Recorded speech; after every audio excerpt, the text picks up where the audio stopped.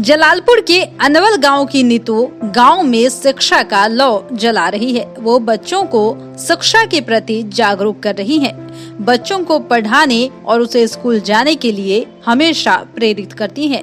समाज को वह शिक्षित करने के लिए गांव के ही 200 बच्चों को निःशुल्क शिक्षा देती है। आपको बताते चले कि नीतू जलालपुर के अनवल गांव की है, जो कि बच्चों को पाठ्य सामग्री भी उपलब्ध करवाती है। यह चाहती है कि गांव के सभी बच्चे शिक्षित हो, जिससे कि गांव भी शिक्षित कहलाए। साथ ही नीतू जो है शिक्षा का लौ पूरे गांव में जलाना चाहती हैं। विकसित समाज के निर्माण के लिए समाज को शिक्षित होना बहुत जरूरी है और समाज को शिक्षित करने का बीड़ा उठाया है कोंपा की नीतू ने। हम हैं अभी जलालपुर कोंपा के अनवल का यह गांव है और इस अनवल गांव में जैसे ही शाम ढलती है एक शिक्षा की लौ जलती है और वो लौ जलाती है इसी गांव की नीतू।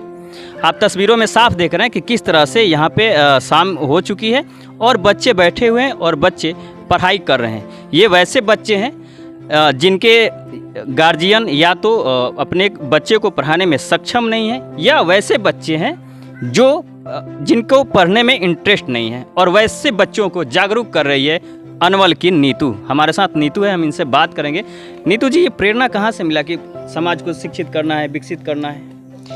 जी, ये पढ़ाने की प्रेरणा हमारे घरों से मिली है और मतलब ये मेरे भैया ने दिए हैं और मेरे पूरे मतलब परिवार के लोग सपोर्ट हमको करते हैं कि तुम पढ़ाओ, जो सभी बार के बच्चे आते हैं तुम्हारे पास। कहाँ से बच्चे आते हैं?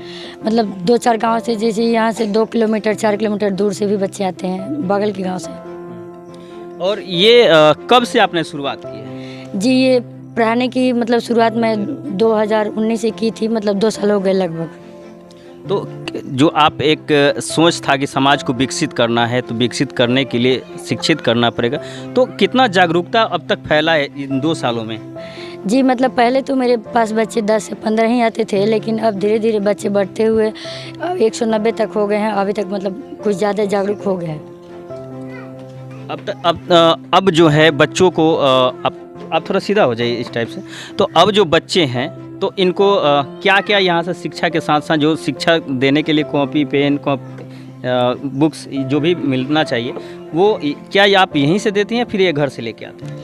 जी, मतलब ये जो कॉपी कलम बुक्स भी देते हैं वो लोग मेरे भैया लोग की तरफ से हैं, जो बाहर के भी जो कौन कौन से लोग हैं जो इसमें आपको मदद करते हैं? जी, नीतीश भैया हैं, आशुतोष भैया और चंदन भैया, मेरे चाचा हैं, मेरे भैया हैं, ऐसे बहुत सारे भैया लोग हैं जो बाहर से भी सपोर्ट करते हैं। मेरे घर का भी सपोर्ट पूरा मिलता है। तो आप कब बच्चों को पढ़ाती है ताकि बच्चे स्कूल भी हो लें और फिर आपके यहाँ भी शाम को आ जाएं, तो क्या टाइमिंग क्या होती है उनकी आने की? जी, मतलब अगर स्कूल मॉर्निंग हो या फिर डे हो तो फिर किस हिसाब से मेंटेन करती हैं आप? जी, जब स्कूल मॉर्निंग था तो हमारा ट्यूशन शाम को था 3 से लेकर 6 बजे तक शाम को, और जब डे होता है तो सुबह भी होता है और शाम को भी होता है।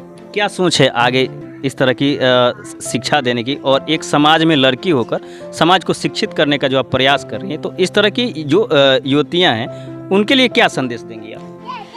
हम तो संदेश यही देंगे कि मतलब जो सभी वर्ग के बच्चे हैं शाम को भी होता है। क्या सोच है आगे इस तरह की शिक्षा देने की, और एक समाज में लड़की होकर समाज को शिक्षित करने का जो आप प्रयास कर रही हैं, तो इस तरह की जो युवतियाँ हैं उनके लिए क्या संदेश देंगी आप? हम तो संदेश यही देंगे कि मतलब जो सभी वर्ग के बच्चे हैं उनको मतलब पढ़ाया जाए और शिक्षा दी जाए, क्योंकि मतलब जो मतलब गरीब परिवार के जो बच्चे हैं उनको तो शिक्षा तो मिल नहीं पाती, पर वो बच्चे मतलब पढ़ने की क्या वो स्कूल तक नहीं जा पाते हैं। एक शिक्षित व्यक्ति ही शिक्षित समाज का निर्माण कर सकता है और इसको आगे बढ़ा रही है अनवल की नीतू। और हम भी आपसे आग्रह कर रहे हैं कि अगर समाज को विकसित देखना चाहते हैं तो समाज को शिक्षित करने में आप अपना भी महत्वपूर्ण भूमिका निभाएं। छपरा से DND न्यूज़ के लिए विपिन कुमार मिश्रा। DND न्यूज़ के माध्यम से अब आप पल पल की खबरों से रहेंगे अपडेट। इसके साथ ही अगर आपने अभी तक चैनल को सब्सक्राइब नहीं किया है तो कृपया कर लें और वीडियो अच्छा लगने पर लाइक और शेयर जरूर करें।